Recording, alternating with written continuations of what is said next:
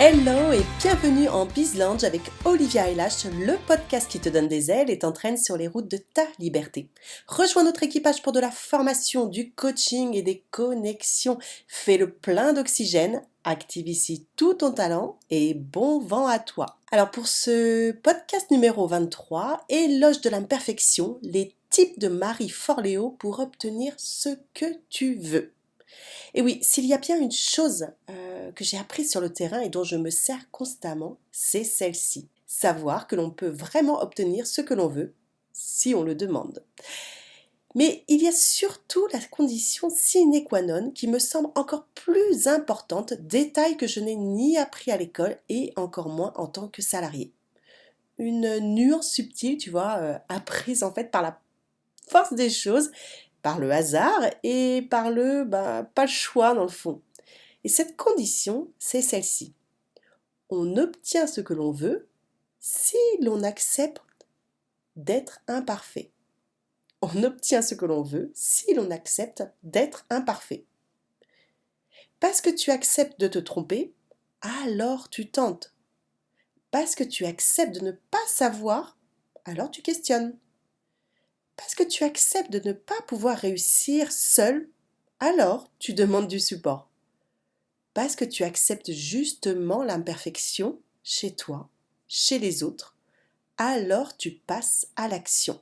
Finalement, nos imperfections, ce sont de jolies astuces pour aller à l'essentiel. Privilégier le 80% du Pareto, adopter le Lean de la startup. En fait, c'est une approche pivot, se lancer avec ce que l'on a, analyser et ajuster. Et en fait, tu vois, ça fonctionne quels que soient les sujets de la vie, que ce soit des problèmes de boulot, des projets de vacances, l'éducation des enfants, sa relation de couple. En fait, l'imperfection devient une autorisation.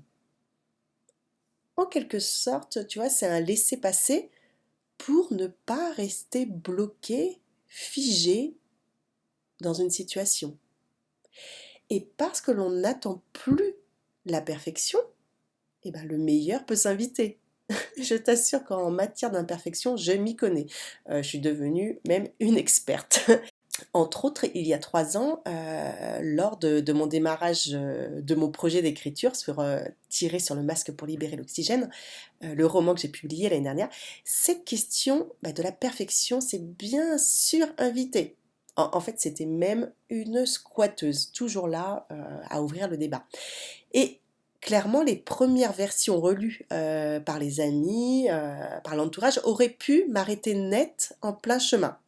Ben oui, parce que tu vois, se faire corriger ces pages par une prof de français de la Sorbonne qui sort son plus beau crayon rouge, outre me ramener systématiquement à mon bled à la page accord du participe passé, tu sais, j'avais mis des post-it un peu partout sur les fautes récurrentes, ben, cela m'a surtout ramené à la question de la légitimité et donc de l'imperfection.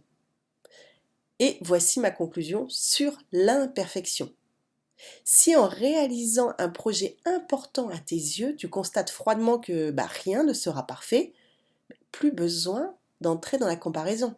Alors oui, tu sais, au démarrage de mon projet, à force de voir mes pages corrigées au crayon rouge, j'ai bien demandé à cette amie prof de français pourquoi elle ne se lançait pas dans l'écriture, vu l'excellence de sa grammaire, sa conjugaison. Voilà, c'est des questions que tu te poses. Pourquoi les autres qui sont meilleurs ne le feraient pas? Eh bien, finalement, quand tu ne te compares plus, te voilà sans le poids de la perfection sur les épaules.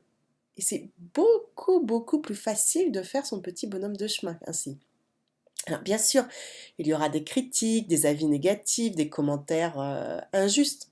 Mais what the fuck, tu l'as fait. Voilà, tu es allé jusqu'au bout de ton projet, dans la beauté en fait la plus totale de ton imperfection, et justement avec le charme de tous les défauts incrustés qui en font un projet simplement humain.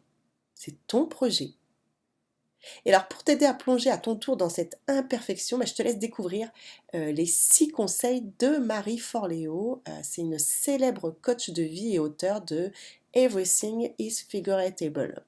Tu pourras retrouver les références de son livre dans la description du podcast. Alors, le conseil numéro 1 de Marie Forleo, c'est rechercher le progrès et non la perfection. Il est très important de rechercher le progrès et non la perfection car souvent beaucoup d'entre nous pouvons souffrir de versions du perfectionnisme. L'une des choses que nous pouvons faire pour lutter contre ce perfectionnisme consiste simplement à aspirer au progrès, à se dire qu'on va vers la progression. Est-ce que tu as fait des progrès aujourd'hui vers ton objectif? Alors, même si cela n'apparaît pas évident au premier abord, est-ce que tu as appris quelque chose? Et même si tu as commis une erreur ou si tu as échoué, et surtout si tu as commis des erreurs et que tu as échoué, quelles leçons en as-tu tirées? As-tu grandi d'une certaine manière? Et tu vois, on peut vérifier tout cela comme un progrès lorsque nous commençons à viser le progrès au-dessus de la perfection. On finit, tu vois, au final, par atteindre la ligne d'arrivée. Et tu vois, c'est vraiment ce que j'ai fait au fil des pages de mon manuscrit. À chaque fois, je progressais.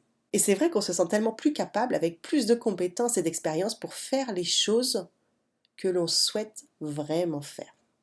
Voilà, donc rechercher le progrès et non la perfection. Le conseil numéro 2 de Marie Fortello, c'est croire que vous êtes capable. Alors oui, c'est l'une des premières étapes pour obtenir ce que nous voulons, c'est d'avoir le courage de nommer et de définir exactement ce que c'est. Alors voilà ce que Marie Fortello dit. Elle dit: tout au long de ma carrière, en travaillant avec les gens, je leur disais souvent, en tant que coach, je peux vous aider à obtenir tout ce que vous voulez. Mais vous devez d'abord m'aider. Vous devez le définir pour moi. Il faut clarifier les choses et me dire ce que c'est pour que je puisse vous aider à atteindre votre objectif. C'est évident, cela semble simple, mais ce n'est pas toujours facile. Je pense que beaucoup d'entre nous avons des peurs, la peur d'admettre ce que nous voulons vraiment dans notre cœur. Nous craignons peut-être de ne pas avoir nécessairement ce dont nous avons besoin, pas les ressources nécessaires, ne pas être assez bon, assez jeune, ne pas être assez âgé pour autre chose, ni assez intelligent ou talentueux, ne pas avoir le bon diplôme. Mais voilà ce qu'elle dit, Marie, mais c'est quelque chose que j'ai vu comme étant vrai. Vous n'auriez pas le rêve dans votre cœur si vous n'aviez déjà pas ce qu'il faut pour que cela se produise. Et ça, c'est vraiment très fort. Ça veut dire que si tu as déjà le rêve en toi, tu as clairement les ressources disponibles. Et la première étape pour comprendre quelque chose est que vous devez croire que vous le pouvez. Si vous vous dites « je ne peux pas faire ça, c'est impossible, il n'y a aucun moyen d'avoir ce qu'il faut pour surmonter ça », devine quoi? Ton cerveau va se dégager, vous allez arrêter toute possibilité de découvrir ce potentiel. Donc la base sur laquelle nous devons tous partir est de croire que c'est possible. Et je crois, tu vois, personnellement que chacun a une sagesse innée pour comprendre quoi que ce soit en ce monde. Alors bien sûr, il faut parfois acquérir des compétences, il faut travailler, il faut comprendre, il faut collaborer avec d'autres personnes, mais cette possibilité, elle est là, elle flotte autour de nous, elle existe et elle est possible. Voilà.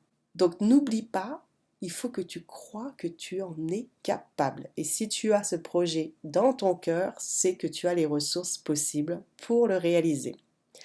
Le conseil numéro 3 de Marie Fortello, c'est passer à l'action. Alors ça, j'adhère complètement et c'est vraiment le message, je pense, que je te fais passer dans chaque podcast.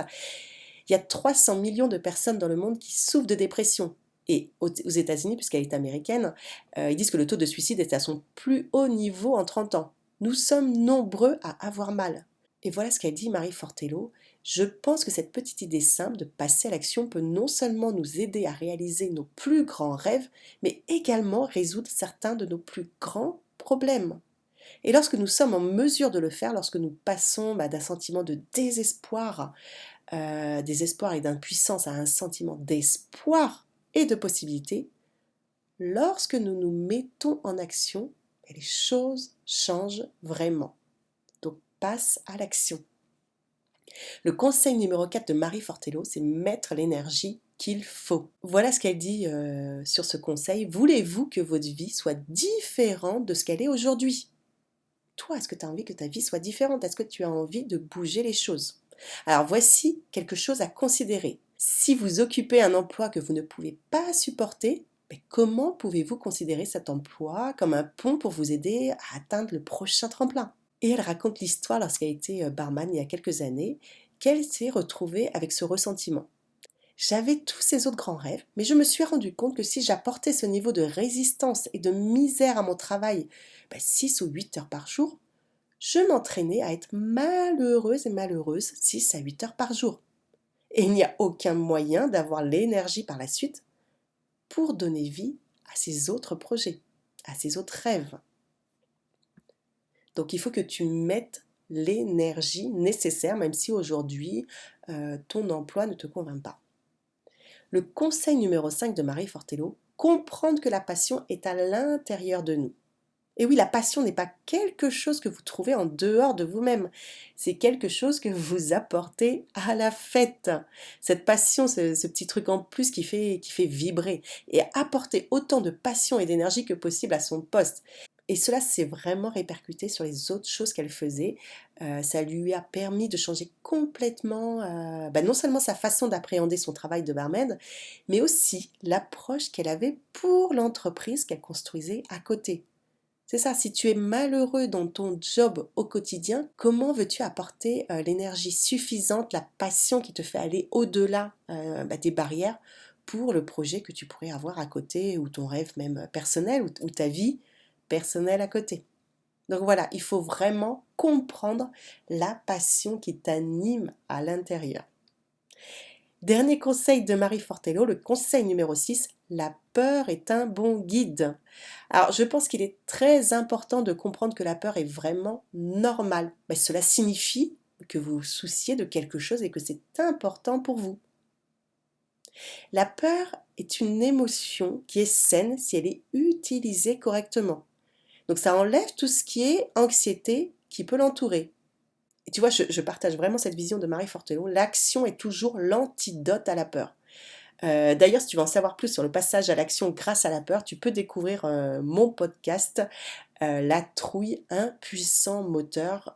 Voilà, je vais te délivrer des pépites dedans. Alors, prêt à devenir totalement imperfectible, à aimer tes imperfections ?